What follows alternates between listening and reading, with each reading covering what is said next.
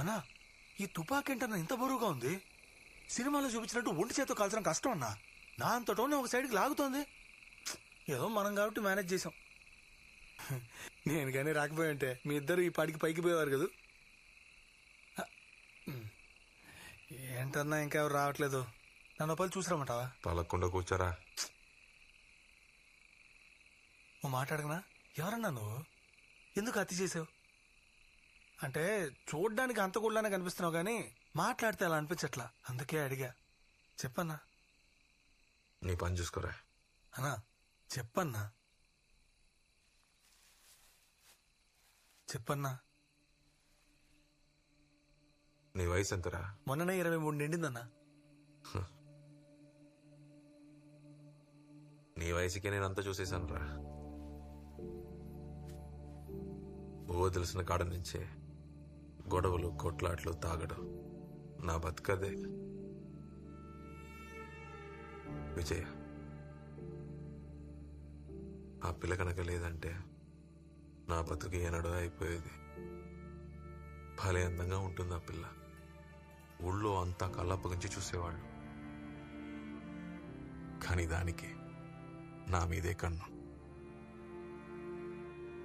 నన్నే మనవాడాలని తరిగి తరిగి చేసుకుంది. రోడ్డు పక్కన గుడిసె, ప్లాట్ఫారమే ఇల్లు. కానీ అది ఏదో బంగ్లాలో ఉన్నట్టు మురిసిపోయేది. ప్రతిరోజు మామ బొట్టెట్టావా, మామ పూలెట్టావా, మామ అది తిను, మామ ఇది తిను అని నా జుట్టు తిరిగేది. బతుకంటే ఏంటో తెలియని నాకు మొదటిసారి బతకాలనిపించిందిరా. కళ్ళే లేకుండా పుట్టిన వాళ్ళని గమ్మున వదిలేయాలి. కొన్ని రోజులు సూపునిచ్చి సంతోషంగా ఉన్నప్పుడు సటుక్కున కళ్ళు పీకెత్తే. ఓ రోజు శుక్రవారం రాత్రి చిరంజీవి సినిమా. ప్లాట్ఫామ్ జనం మొత్తం సెకండ్ షోకి పోయారు. మేమిద్దరం పోలా, ఎందుకంటే అది కడుపుతో ఉంది. కొట్టు కట్టేసి మేమిద్దరం పడుకున్నాం. హఠాత్తుగా అయ్యో మావా అని ఒక కేక. నే కళ్ళు తిరిగి చూడగానే ఇద్దరుతో గర్భవతాన్ని కూడా చూడకుండా ఎత్తుకెళ్ళిపోతున్నారు. నువ్వైతే ఏం చేస్తావురా? కొట్టాను కొట్టాను, ఊపిరి ఆగిపోయే వరకు కొట్టాను. నన్ను ఖైదు చేసి తీసుకెళ్లేటప్పుడు గర్భవతి నడి రోడ్డు మీద నించొని మావా నన్ను వదిలి వెళ్ళక మావా అని ఏడ్చింది.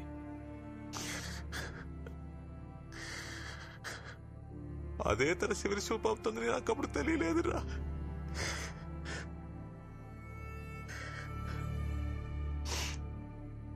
కళ్ళు మూసుకుని కళ్ళు తెరిచేలోగా అంతా అయిపోయింది.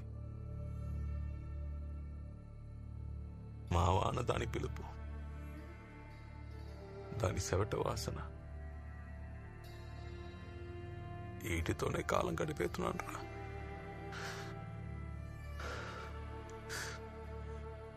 అన్నా అక్క లేరా?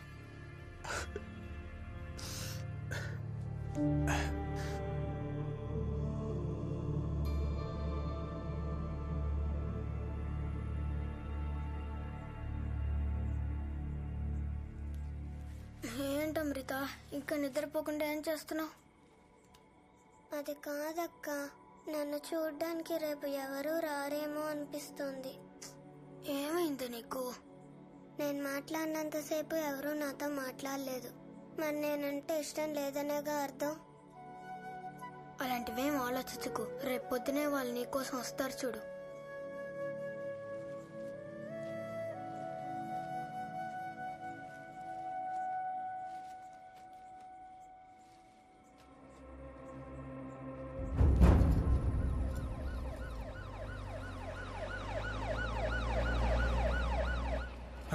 నువ్వు వెళ్ళిపో అన్నా, ఎవరి గురించి ఏమీ ఆలోచించుకో, నేను చూసుకుంటాను. నువ్వు వెళ్ళిపో అన్నా.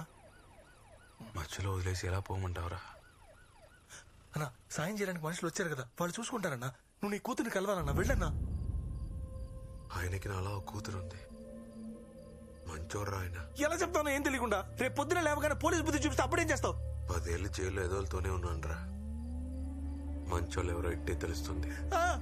ఇలా వాక్కు నిన్నటి వరకు అనాథని బతుకుతున్న అమ్మాయికి రేపు నాన్న వస్తున్నాడు రాసి పెట్టావుగా. ఇప్పుడు మీ నాన్న రావట్లేదు, వచ్చే ధరలోనే చంపేశారంటే ఆ పిల్ల మనసు ఎలా తట్టుకుంటుందన్నా? పోలీసు కుటుంబాన్ని గవర్నమెంట్ చూసుకుంటుంది, ఎవరు చూసుకుంటా? నీ పాపని. మిగతా వాళ్ళకి సాయం చేసింది చాలు, నీ బతుకు నువ్వు బతుకు. దయచేసి వెళ్ళిపో అన్నా, వెళ్ళిపో అన్నా.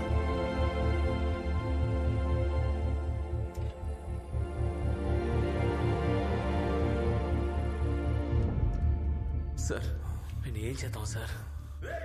ఒక పని చేద్దాం, పైన ఇంకో సెల్లో లాక్ చేద్దామా?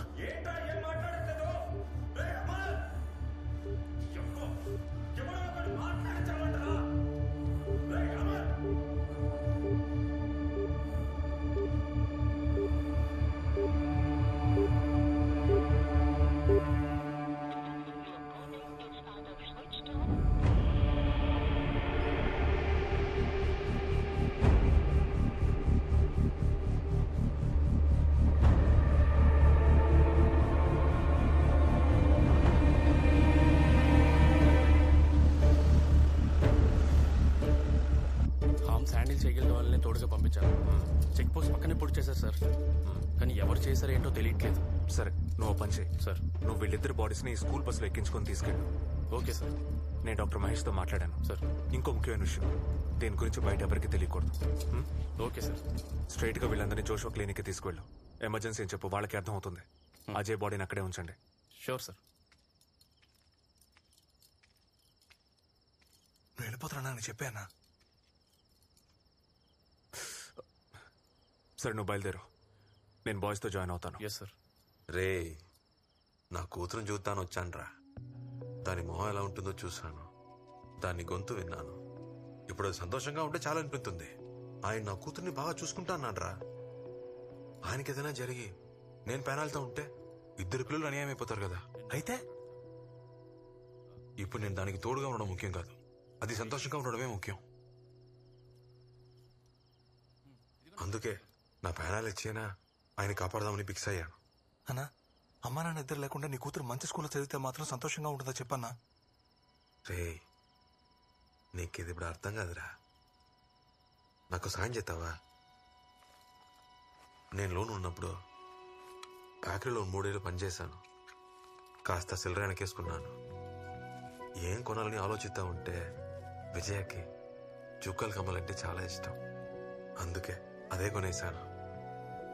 నాకు ఎస్పీ ఆఫీస్లో ఏదైనా జరిగితే నా కూతురికి తీసుకెళ్ళి ఇచ్చేస్తావా? పత్రం రా. రే, మీ నాన్న ఇచ్చారని చెప్పు. యాడున్నాడని అడిగితే జైల్లో. పోరాని. ఇంకేం చెప్పమంటావు అన్నా? దుబాయ్లో పెయింటర్ అని చెప్పు, సరేనా?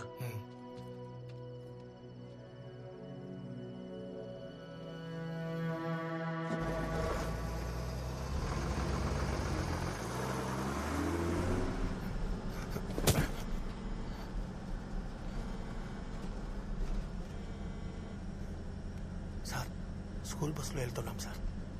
అవును సార్, హాస్పిటల్కి వెళ్తున్నాం సార్. ఏ హాస్పిటల్లో టిప్పుకు ఫోన్ చేస్తాం సార్. అది పోలీసులకి వాళ్ళకి సంబంధించిన పర్సనల్ విషయం, వాళ్ళు చూసుకుంటారు. కానీ ఆ బిజాయ్ గాడిని ప్రాణాలతో వదిలేస్తే మనం ఇరుక్కుంటాం. సార్, నువ్వు ఎలాగైనా వాడిని లేపేశాయి. సార్ నేనెలా సార్? భయపడకు, బిజాయ్ ఈ రాత్రి ఏం చేయలేడు. హైయర్ ఆఫీషియల్స్ ఇందులో ఇన్వాల్వ్డ్, సో బయట చెప్పలేడు. నేను చెప్పింది నువ్వు చెయ్యి, చూసుకుందాం. Okay sir, okay sir, okay sir. Driver ఆపోయా, ఆపు.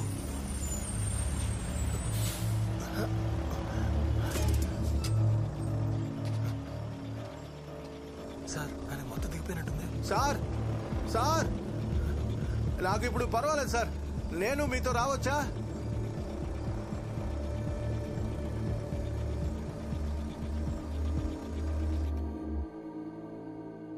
చింటూ, చింటూ,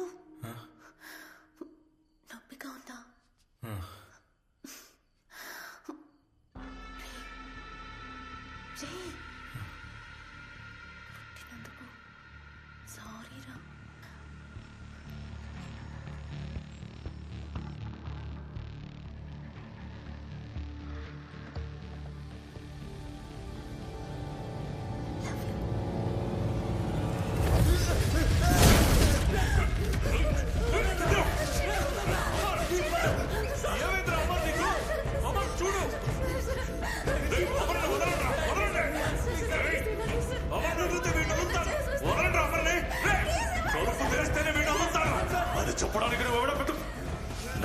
చేస్తే చూస్తూ సొల్లు కబుర్లు చెప్తున్నావు. పీక కోసాయి కొయ్యరా.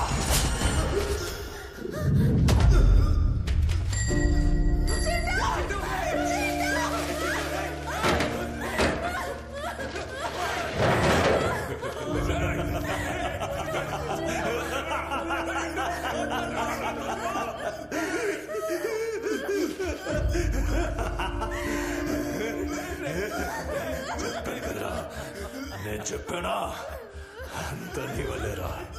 అప్పుడే తాళం చెవులుచుంటే వాడు చచ్చేవాడు కాదు. వీడు మాత్రమే కాదు, ఆడు ఆడు అదే 30 మంది కాచుకొని ఉన్నారు. లోపలికి వస్తే మీ గత ఏంటో ఊహించుకోగలరా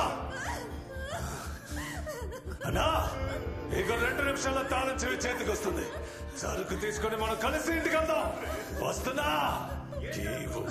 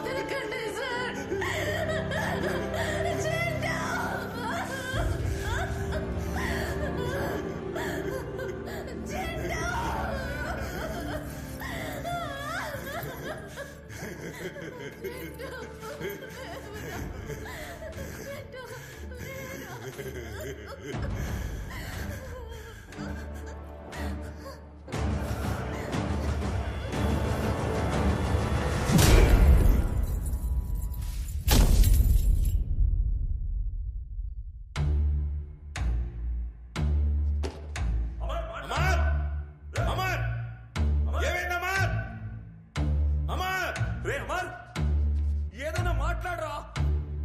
పైకి రారా. అమర్ వాళ్ళు ఏదో చేశారన్నా. అమర్ అమర్ అమర్ ఏమైందిరా అమర్కి? టిప్పు రాము ఎక్కడ తెచ్చారా? వెళ్ళండిరా, వెనకెళ్ళి చూడండిరా, వెళ్ళండి. రే అమర్, త్వరగా రండిరా.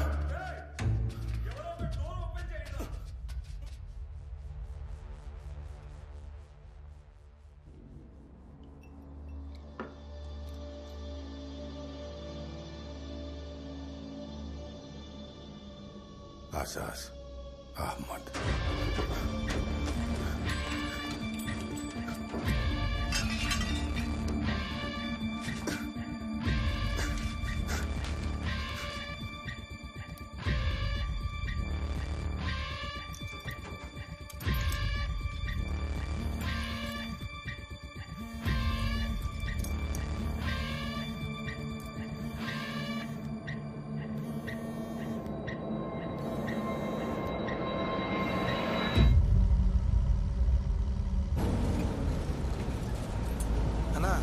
క్వారీ దాటితే ఊరు వచ్చేస్తున్నా.